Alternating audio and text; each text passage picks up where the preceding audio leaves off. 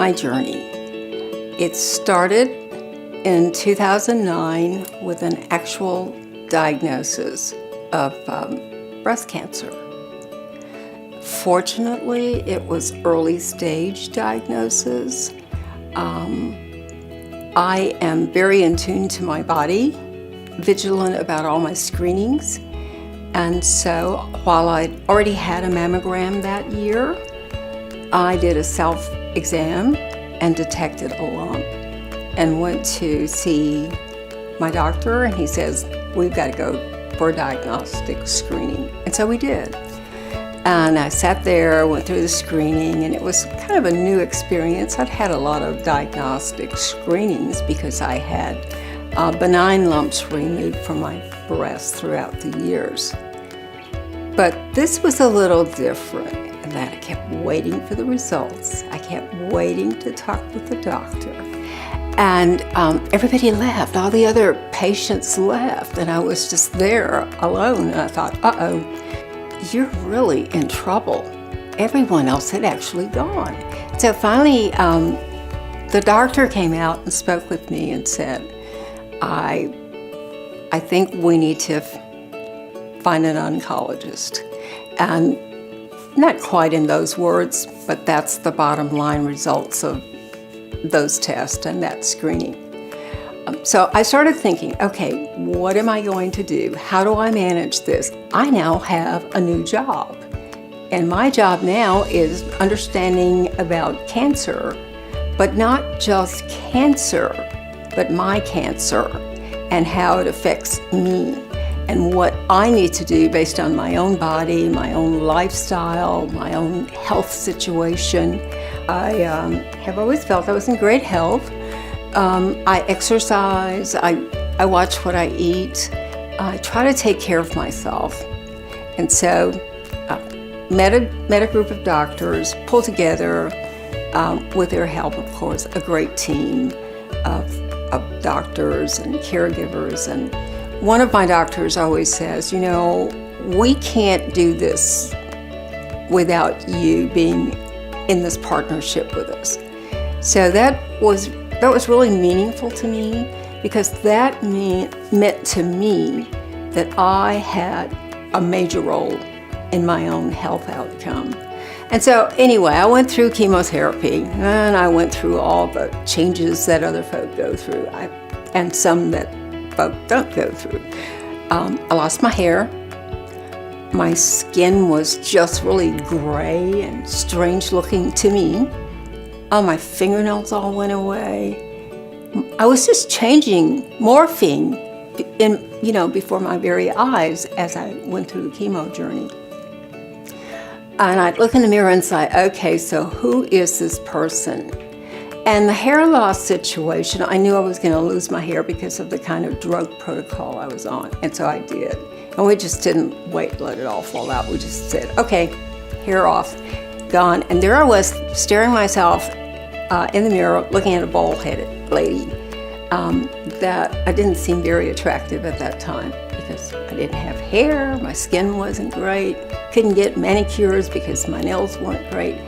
But I knew, talking with my doctor, that this was not going to be the long-term effect. I'd get through this difficult time, and I did.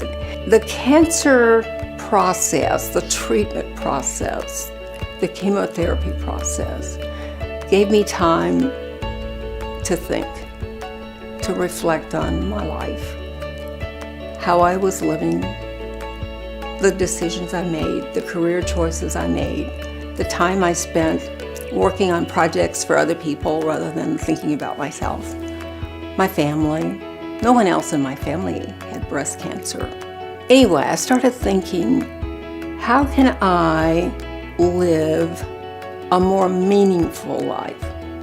I felt like I was living a quality life. I was working.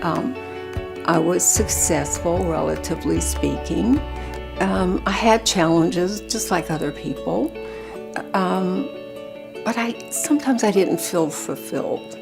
And having the time on what I called at that time my chemo couch, because I was so weak and tired, fatigued, that I would just lie on this couch in my home and relax. And it was winter, it was February, and actually it snowed in Memphis, so I was able to kind of relax and look out at the snow and appreciate that. But I had an opportunity to start thinking, is there a message in this for me? What can I do? Can I appreciate my own talents and gifts more? Because I've always felt that I was not quite good enough, that there were so many other people better, and I was worried that I'd just totally fail. But the journey allowed me to look at my strengths and accept those and say, put those to even better use. I used them to help me get through the days of chemotherapy.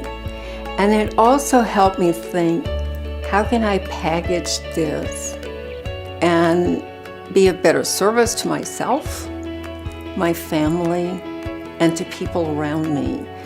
How can I allow people to get to know the real me and have the courage to live a life that's for me, that's designed for me? I always view life as a journey.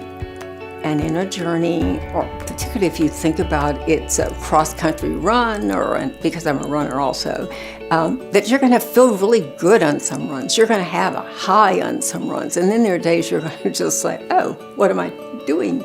How did I get out here doing this? And so, but with chemo, you just have to say, what am I doing? And you have to keep going. And I had the strength to keep going and the courage. And I was determined that I emotionally was not going to view cancer as a death sentence, as an end-of-life moment for me. I made a decision, it probably was an aspirational kind of decision or goal, that I wanted to and would become a long-term survivor. And again, I was diagnosed with cancer in 2009, and I've been cancer-free since then. I've learned a lot. I've shared my stories with others. Started sharing my story when I was going through the chemo infusions, and people who were in the room with me, some were really sad, and I'd walk over to them and say, look at the gift you have. You're able to take chemo. You have some hope.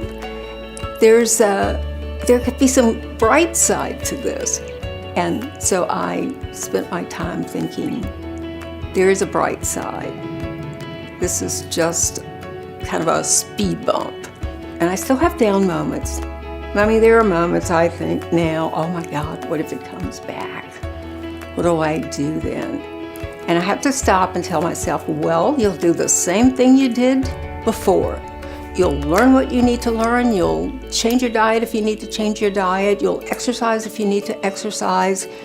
You'll take charge. I would just say to anyone who receives the diagnosis for cancer, you have to be a partner with your caregivers, with your doctors. The attitude you bring to this event is the attitude that's going to help you get through it. If you're sad and you mope around, it's going to be tougher for you. So every day you have to tell yourself, I did. I look in the mirror and say, I don't really recognize this person I'm looking at, but I'll get through it. And I still sort of struggle because, I was left with a hair challenge after chemo. And every day I have to tell myself, well, that's just the way it is. Everyone has some challenge, something to get through in life. This just happens to be yours, and it's not so bad after all.